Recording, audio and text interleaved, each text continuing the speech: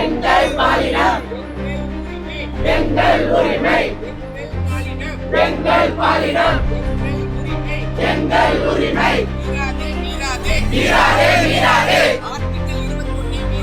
Article 21 மீறாதே கேளு கேளு NASA தீர்ப்பை சொல்வதை கேளு மறுக்காதே மறுக்காதே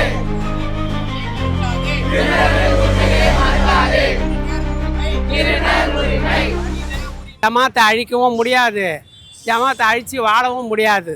நீங்கள் ஒரு ஹாஸ்பிட்டலில் போய் நிர்வாணமாக நின்று உடல் உறுப்பை செக் பண்ணி தான் திருநங்கைன்ற அடையாள அட்டையை கொடுக்கணுன்றது அது ஆதி காலத்துலேயே நடந்துச்சு. அது இப்போ திரும்பவும் எடுத்துன்னு வந்தோம்னா எத்தனை இடத்துல போய் நாங்கள் அது மாதிரி அவுத்து போட்டு காட்டின்னு இருக்க முடியும்? ஒரு பெண்கள் அது மாதிரி செய்ய முடியுமா? ஒரு ஆண்கள் அது மாதிரி செய்ய முடியுமா? இந்த சட்டம் சரி கிடையாது. எங்களுக்கு எல்லாரையும் ஒடுக்கப்பட்டதாக இருக்குது. எங்களுக்கு நாங்கள் பாலினமே எங்களுக்கு ஏற்கனவே கொடுத்தது 20 வருஷம் பின்னாடி தள்ளி வர பாலினமாக இருக்குது. அதனால் எங்களுக்கு தேவையில்லை, இந்த சட்டம் எங்களுக்கு தேவையில்லை. இந்த சட்டம் எங்களுக்கு மன உளைச்சலை கொடுக்குது, மன வருத்தத்தை கொடுக்குது. எங்கள் ஜமாத்தையே உடைக்கிற இதில் இருக்கிறாங்க. அதனால் நாங்கள் இது போராட்டம் பண்ணுறோம். திருநங்கைகளுக்கு குறைந்தபட்சம் ஏதோ ஒரு கட்டணத்தை கட்டிட்டா நீங்கள் அதுலேருந்து வெளில போயிடலாம், ஒரு 3 மாதமோ 6 மாதம் தான் அப்படின்னு சொல்லக்கூடிய ஒரு முட்டாள்தனமான ஒரு விஷயத்த பேசிகிட்டே இருக்குது. இங்கே திரும்ப திருநர்கள் எக்ஸ்பர்ட்ஸ் எவ்வளோ பேர் இருக்காங்க. அவங்கக்கிட்ட எந்த கேள்வியும் கேட்காம அவங்களோட எந்த விஷயங்களுமே பண்ணாமல் அவங்கள முற்றிலுமாக புறக்கணிச்சிட்டு இருக்கு. அப்போ இந்த திருநர் மசோதா வந்துச்சுன்னா இந்த திருநர் சமூகத்துக்கு மிகப்பெரிய ஒரு பேரழிவு இருக்குது. இன்னைக்கு LGBTIQ அப்படின்னக்கூடிய பல்வேறு சமூகங்கள் இருந்தாலும் அந்த உடன் இருக்கக்கூடிய சமூகங்கள் திருநர் சமூகத்தில் பின்னாடி இருந்து தான் அந்த சமூகத்திற்கு ஒரு முக்கியமான போராட்டங்கள் முன்னெடுத்துச்சு. ஆனா திருநர் சமூகமே இந்த போராட்டத்துல இதுல திருநம்பி அப்படின்ற ஒரு விஷயமே இல்லாம இருக்கு, திருநம்பிகளுக்கான இடம் இல்லாம இருக்கு. அதே நேரத்துல பல்வேறு மோசமான ஒரு விஷயத்த இந்த மசோதா சொல்லுது. இந்த மசோதாவை முற்றிலுமா நீக்கணும் அப்படின்றதுக்காக தான் இன்னைக்கு இவ்வளோ பெரிய திருநர்கள் ஒன்று கூடி இருக்காங்க. இது ஒரு மிகப்பெரிய விஷயமா இருக்கும். ஜெய்பீம். இப்ப கொண்டு வந்திருக்காங்கல்ல அந்த சட்டத்துல திருத்தம் செய்யணும் அப்படின்ற பேர்ல சுய அடையாளத்தை, அதாவது ஒரு திருநர் ஒரு திருநங்கையோ திருநம்பியோ தான் திருநங்கை அல்லது திருநம்பின்னு சொன்னால் அதை ஏற்றுக்கணும், சமூகம் ஏற்றுக்கணும், குறிப்பாக கவர்மெண்ட் ஏற்றுக்கணும் அப்படின்றது தான் நால்சார் ஜட்ஜ்மெண்ட்டில் ரொம்ப தெளிவாக சொல்லியிருக்காங்க. அந்த ஜட்ஜ்மெண்ட்டை இவங்க புறம் தள்ளிட்டு நீங்கள் திருநங்கைன்னு சொன்னாக்கா நீங்கள் நீங்கள் மருத்துவ பரிசோதனை செய்யணும், உங்களுடைய உடல் இனப்பெருக்க உறுப்பை காட்டணும், அதை டாக்டருங்க பார்க்கணும், இல்லை மேஜிஸ்ட்ரேட் பார்க்கணும். அப்படி இருந்தால் தான் உங்களுக்கு சர்டிஃபிகேட் கொடுக்க முடியும் அப்படின்னு சொல்கிறது, அடையாள அட்டை கொடுக்கணும்னு சொல்கிறது ஒரு மிகப்பெரிய தவறு. அது ஆர்டிகல் 15, 16, 21 அந்த தனி மனித உரிமையே மீறுது. திருநங்கைன்னு எங்களுக்கு அழகான ஒரு பேர் நம்ம தமிழ்நாட்டில் இருக்குது. அந்த பேரை அழித்து அரவாணி அப்படின்ற ஒரு இந்துவத்தை நமக்குள்ள நுழைக்கிறாங்க. அந்த மனுஸ்மிருதியை உள்ள நம்ம பார்க்கறதா நான் ஒரு டிசெக்ட் பண்ணி நம்ம பார்க்கும்போது உள்ள அடிப்படை மனுஸ்மிருதியை தான் எடுத்துட்டு வரேங்க. என்னன்னா பெண்களை அடிமையா வைக்கணும். அந்த பெண்கள் எவ்வாறு வேணா இருக்கலாம், அது திருநங்கையா இருக்கலாம், பெண் உடல்ல இருந்து ஆணுக்கு ஆணா மாறுற அவங்க திருநம்பியா இருக்கலாம். அவங்க பெண் அடிமைத்தனத்தை ஆக்சுவலாக பாட்ராக்கி அந்த மைண்ட் செட்டை அவங்க கொண்டு வரணும். பிராமணிக்கல் மைண்ட் செட்டை கொண்டு வரணும். அது எங்கெங்கெல்லாம் வாய்ப்பு கிடைக்குதோ, எங்கெங்கெல்லாம் நுழைக்க முடியுமோ அந்த இடத்துல நுழைக்கிறாங்க. இது ஒட்டுமொத்த மனித உரிமை மீறலாக தான் நான் பார்க்குறேன். என்னுடைய பாலினம் என்ன நீ சொல்கிறதுக்கு யார்? இப்போது ஆண் இப்போது கேரளாவில் ஒரு திருநங்கை பேசும்போது அவங்க ஒரு குறிப்பிட்டிருந்தாங்க, நீ வணங்குற கிருஷ்ணர் அத்தனை பாலினத்தை மாறி இருக்கிறாரு, நீ வணங்குற சிவன் 2 பாலினமா இருக்கிறாருன்னு சொல்றாங்க. அப்ப அந்த சிவனும் கிருஷ்ணனும் எங்க போயிட்டு எந்த டாக்டர் கிட்ட தூக்கி காட்டி அவங்க பாலினத்தை சர்டிபிகேட்டை வாங்கினாங்க? அப்ப அதை கொடுக்கறதுக்கு யாரு? முதல்ல இப்ப ஆணா தன்னை அடையாளப்படுத்திக்கிறவங்க பெண்ணை அடையாளப்படுத்திக்கிறாங்க. டாக்டர் கிட்ட கொடுத்துதான் இந்த சர்டிபிகேட் வாங்கணும்னா இந்த நாட்டுல, இந்திய திருநாட்டுல யாருமே வாழ முடியாது. அப்படிப்பட்ட ஒரு மனித உரிமை மீறலான ஒரு அடிப்படை உரிமையை நசுக்கிற மாதிரியான ஒரு சட்டமாக தான் நான் இதை பார்க்குறேன். ஏற்கனவே ஃப்ரம் சவுத் இந்தியாவிலேருந்து எல்லாருமே இந்த விஷயத்தெலாம் பார்த்து ட்ரான்ஸ் பீப்புளெலாம் சப்போர்ட் பண்ணி வேர்ல்டு வைட் இங்கேருந்து நிறைய எக்ஸாம்பிள் எடுத்துக்கிறாங்க. அண்ட் எங்களுக்கு தேவையில்லாமல் இந்த பில் மூலயமா இருக்கிற ரெஸ்பெக்டும் கம்மியாயிடுமோ, இல்லைனா நாங்கள் இன்னும் ஒரு பெரிய ட்ராப்குள்ளே போயிடுவோமோன்ட்டு. ஸோ பேரண்ட்ஸ் சப்போர்ட் இல்லாமல் வெளியில் வர்றவங்கள எங்கள் மக்கள் தான் எல்லோரும் சேர்ந்து அவங்கவுங்க இருந்து பார்த்துக்கிட்டு அவங்கவுங்களால என்னென்ன பண்ண முடியுமோ, இல்லைனா என்ன ஸ்கில் டெவலப் பண்ண முடியுமோ அதெல்லாம் பண்ண ட்ரை பண்ணிருக்காங்க. இப்போ இவங்களெல்லாம் அரெஸ்ட் பண்ணணும் ஆர் இந்த மாதிரி பிரச்சனைலாம் எடுத்துகிட்டு வந்தால் கண்டிப்பாக this is gonna become a very big problem. யூஎஸில் எப்படி ஆரம்பித்தாங்களோ மென் உமன் மாத்திரம் தான் இருக்காங்கன்ட்டு இங்கே சவுத் இந்தியாவை ஸ்பெஷலாக பார்த்துட்டு நார்த்லலாம் இன்னும் ரொம்ப ஃப்ரீடமாக இருக்காங்க. ஸோ இது மூலிமா காப்ஸ் அண்ட் பாலிடிக்ஸ்க்கு நிறைய பிரச்சனை வரும். ஸோ இந்த பில் கண்டிப்பாக பாஸ் பண்ணக்கூடாது. ரொம்ப கண்டிக்கிறோம். ஏன்னா இது வந்து மறுபடியும் பின்னோக்கி எங்களை கொண்டு போகுது. ரொம்ப கஷ்டப்பட்டு போராடி பல பேரோட உழைப்போடு கிடச்ச நிறைய உரிமைகளை மறுபடியும் பின்னோக்கி கொண்டு போகிற மாதிரி இருக்குது. இதை ரொம்ப நாங்கள் வன்மையாக கண்டிக்கிறோம். சட்ட திருத்த மசோதா வந்து திருநர்களுக்கான மசோதான்னு சொல்கிறாங்க. ஆனால் இதில் நிறைய அடையாளங்களை அவங்க புறக்கணிச்சிருக்காங்க, வெளியில் தள்ளியிருக்கிறாங்க. திருநங்கைகளையே வந்து ஹிஸ்டாரிக்கல் நேம், அதாவது மதசார்பற்ற இந்த நாட்டில் வந்து அவங்க வந்து மதசாயம் பூசுகிற மாதிரி அரவாணி அப்படி தான் கூப்பிடணும்னு சொல்லியிருக்காங்க. தமிழ்நாடு மாதிரியான முற்போக்கு மாநிலங்களில் இதை கண்டிப்பாக நாங்கள் ஏற்றுக்கவே மாட்டோம். ஏன் அப்படின்னு சொன்னாக்கா, இது ஒரு மனிதத்தன்மையற்ற ஒரு மசோதாவாக நாங்கள் பார்க்குறோம். இதில் அவங்க பயன்படுத்தியிருக்கிற வார்த்தையே யூனக், விதையடிக்கப்பட்ட ஆண்கள். என்ன ஒரு திருநங்கை அப்படின்னு சொன்னால் ஒரு ஆண்லேருந்து பெண்ணாக மாறி அவங்க தன்னை பெண்ணாக உணர்ந்து பெண்ணாக வாழ்ந்துட்டுருக்காங்க. இதுக்காக நிறைய ஸ்ட்ரகிள்ஸை அனுபவிச்சிருக்காங்க. அவங்கள மறுபடியும் விதையடிக்கப்பட்ட ஆண்கள் போன்ற வார்த்தைகளெல்லாம் ரொம்ப கேவலமாக கொச்சைத்தனமாக இவங்க பயன்படுத்துறது வந்து மறுபடியும் சிறுபான்மையினர் மீது இவங்க வன்முறையை கட்டவிழ்த்து விடுற மாதிரி தான் நான் பார்க்குறேன். இந்த மசோதாவை நாங்கள் வன்மையாக கண்டிக்கிறோம். 2019 ஆக்ட் பிரகாரம் டிரான்ஸ்ஜெண்டர் பர்சன்ஸ் அப்படின்னு யாரெல்லாம் டிஃபைன் பண்ணாங்க அப்படின்னாக்கா டிரான்ஸ்மென், டிரான்ஸ்வுமன், சோஷியோ கல்ச்சுரல் ஐடென்டிட்டிஸ், அப்புறம் இன்டர்செக்ஸ் பர்சன்ஸ். ஆனால் ஜெண்டர் குவேரியும் சேர்த்துருந்தாங்க. ஆனால் இந்த கரண்ட் அமெண்ட்மெண்ட் பில் பிரகாரம் பார்த்தோம்னாக்கா வெறும் socio cultural identities and intersex persons மட்டுமே டிரான்ஸ்ஜெண்டர் பர்சன்ஸ். ஏற்கனவே இன்விசிபிளாக இருக்கக்கூடிய ஒரு கம்யூனிட்டி நாங்கள். இப்போ தான் வந்து ஒரு பேட்ரியார்க்கல் நோஷன்ஸ்லேருந்து பிரேக் பண்ணி, அந்த சொசைட்டல் நோஷன்ஸ்லேருந்து பிரேக் பண்ணி, அந்த ஸ்டீரியோ டைப்ஸை பிரேக் பண்ணி எங்களோட அடையாளத்தை நாங்கள் நிலைநாட்டி வெளிவரோம். இந்த திருத்த சட்ட மசோதானால் இன்விசிபிளாக இருக்கிற எங்கள் கம்யூனிட்டியை இன்னும் ஃபர்தராக இன்விசிபிளைசேஷனுக்கு கொண்டு போகிறாங்க. நாங்கள் வந்து எல்லாரையும் க்ரூம் பண்ணி டிரான்ஸ்ஜெண்டர் பர்சன்ஸாக மாற்றுறோம் அப்படின்னு சொல்கிறாங்க. நாங்கள் யாரையும் டிரான்ஸ்ஜெண்டர் பர்சன்ஸாக மாற்றுறதே கிடையாது. எல்லாரும் அவங்கவுங்க ஐடென்டிட்டி அவங்கவுங்க நிலைநாட்டுறதுக்கான உரிமையை வந்து கான்ஸ்டிடியூஷன் ஆஃப் இந்தியா வழங்குது. பட்டமாக திருநர் சமூகத்தின் மீது நிகழ்த்தப்படுகின்ற மிக மோசமான ஒரு இன அழிப்பு நடவடிக்கையாக தான் இது நாங்கள் பார்க்குறோம். இது கம்ப்ளீட்டாக அடுத்த கட்டமாக எல்ஜிபி மக்களை வந்து தாக்கும். ஏன்னா எல்ஜிபிக்கு பேஸாக டிரான்ஸ் கம்யூனிட்டி தான் சப்போர்ட்டாக இருக்குது, அப்லிஃப்ட்மெண்ட்டுக்கு சப்போர்ட் பண்ணுது, அவங்க லிபரேஷனுக்கு சப்போர்ட் பண்ணுது. திருநர் சமூகத்தையும் நம்ம அழித்தொழிச்சிட்டோம், திருநர் சமூகத்தையும் முடக்கிட்டோம் அப்படின்னாக்கா எப்படி மீதி இருக்கிறதெல்லாம் வந்து கொண்டு வராங்க. இவங்க சொல்கிற மாதிரி வெஸ்டர்ன் டிரைவ் பண்ணி இங்கே வரலை. இது எக்ஸிஸ்டன்ஸு.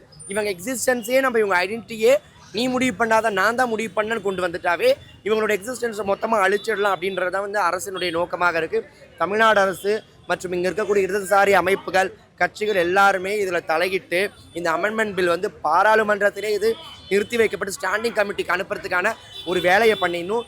இந்த பில் எக்காலும் இது வந்துடக்கூடாது.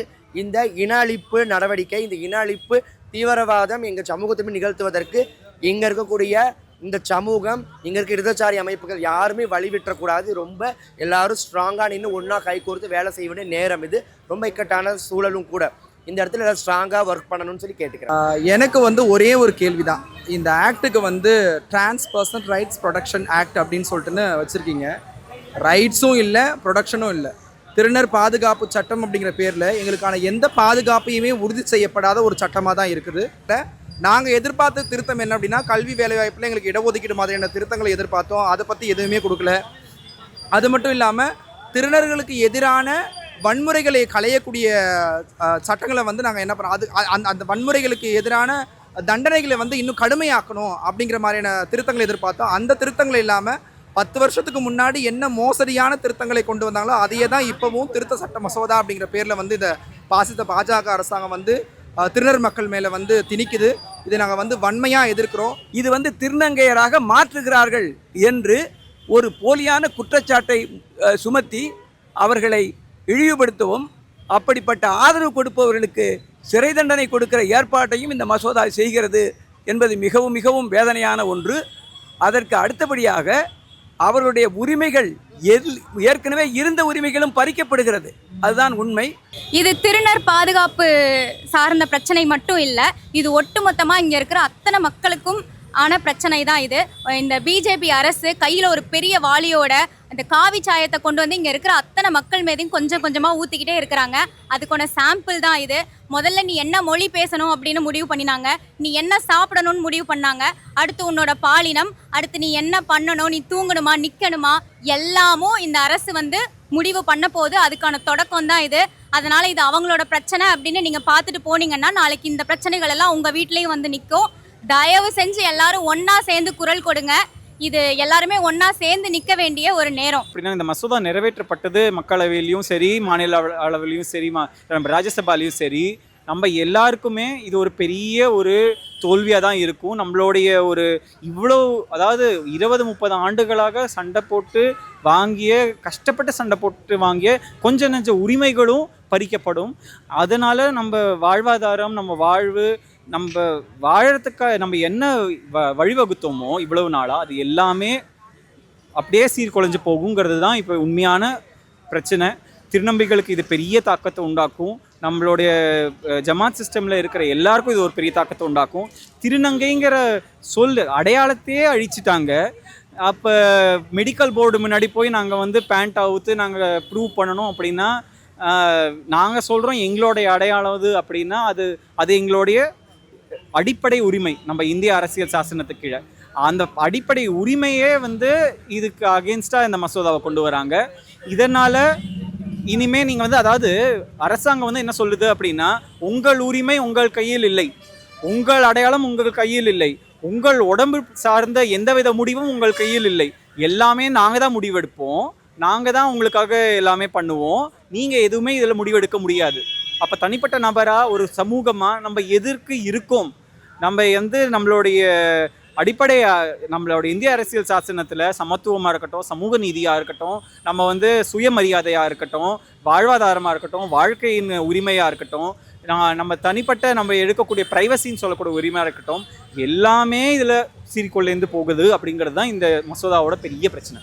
இந்த திருத்த சட்டம் நான் அறிமுகப்படுத்த போது மார்க்சிஸ்ட் கம்யூனிஸ்ட் கட்சியின் சார்பாக, அதனுடைய மத்திய குழு சார்பாக இந்த சட்டத்தை நிராகரிக்க வேண்டும் என்று அறிக்கை விடுத்தார்கள்.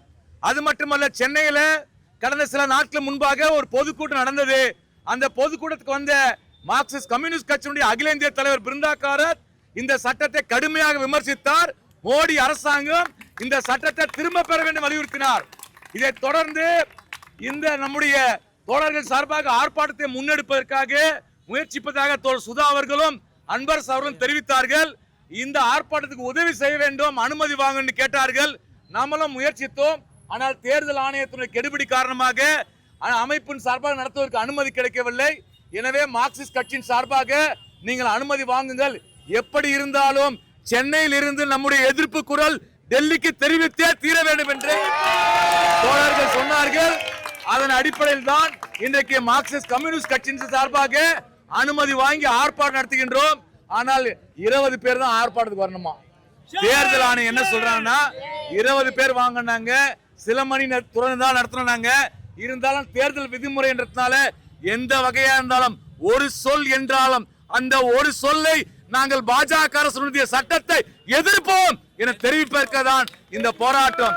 இந்த ஆங்கில சட்டத்துல நீங்க வந்து அரவாணின்னு சொல்லிக்கிறீங்க. நீங்க எல்லாம் படிச்சாலையா சட்டத்தை எழுதுறவங்கலாம்?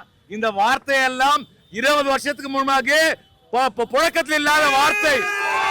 அதாவது சமூகம் வளர வளர ஒரு மதிப்பு மிகுந்த வார்த்தையை போட வேண்டிய ஒரு சட்டத்துல அரவாணி என்ற வார்த்தையை போட்டதற்காகவே இந்த சட்டத்தை கிழித்தெறிய வேண்டும். எந்த அளவுக்கு நீங்க இந்த வார்த்தையை போடுறீங்க? அது மட்டும் இல்லாம உச்சநீதிமன்ற தீர்ப்பு இருக்கின்றது. ஒருவருடைய பாலினத்தை அடையாளம் செய்வது அவங்களுடைய உரிமை. இது அரசியலமைப்பு சட்டம் 21 சொல்லுது. ஆனால் அரசியலமைப்பு சட்டத்துக்கு மாறாக இந்த சட்டத்தை முன்மொழிந்திருக்கின்றார்கள். இத திருநர் பத்தி ஒரு வார்த்தை இல்ல, நீங்க ஜமாத்தை பத்தி ஒரு வார்த்தை இல்ல. ஜமாத் மூலமா பாதுகாப்பா இருக்கின்றார்கள், திருநர் மூலமாக எந்த விதமான ஒரு வார்த்தையும் இல்லை. அப்ப எப்படி ஏற்றுக்கொள்ள முடியும்? எனவேதான் மார்க்சிஸ்ட் கம்யூனிஸ்ட் கட்சி இந்த சட்டத்தை முழுமையா நிராகரிக்கிறது. மார்க்சிஸ்ட் கம்யூனிஸ்ட் கட்சியின் நாடாளுமன்ற உறுப்பினர்கள் நாடாளுமன்றத்தில் இந்த சட்டத்தை எதிர்த்து பேசுவார்கள். நாடாளுமன்றத்திலையும் மார்க்சிஸ்ட் கம்யூனிஸ்ட் கட்சி போராடும்.